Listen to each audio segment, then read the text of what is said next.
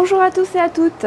Première valeur d'actualité, Engie. Engie qui pourrait avoir à rembourser la somme de 300 millions d'euros en raison d'avantages fiscaux indus dont il aurait bénéficié au Luxembourg, selon une enquête de la Commission européenne. Bruxelles soupçonne en effet l'énergéticien français d'avoir bénéficié d'aides d'État illicites de la part du Grand-Duché du Luxembourg entre 2011 et 2015. Les avantages fiscaux accordés à des multinationales sont depuis plusieurs mois dans le collimateur de la Commission européenne. Les analystes de l'Obsa sont baissiers sur la valeur et visent des cibles à 11,715 et 11,2 euros.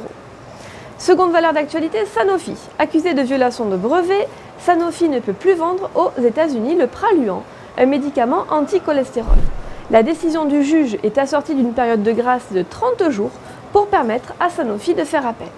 Les analystes de l'Obsa sont haussiers sur la valeur et visent des cibles à 81,45 et 83,2 euros. Stratégie du jour, nous nous intéressons à Casino. Graphiquement, le titre est actuellement confronté à la zone de résistance des 47,4 euros. Sur une base intraday, la moyenne mobile à 20 périodes se retourne à la baisse, tandis que le RSI est négativement orienté. Tandis que les 47,4 euros ne sont pas dépassés, une poursuite de la phase de consolidation est ainsi attendue sur le titre avec les 44,5 et les 41,2 euros comme cible. On pourra se porter à l'achat sur le Varron Put A801T, émis par Unicredit de prix d'exercice à 48 euros et de maturité au 14 juin 2017. Coup de projecteur sur l'indice CAC 40. L'indice est sorti à la hausse d'un canal de consolidation en place depuis août dernier.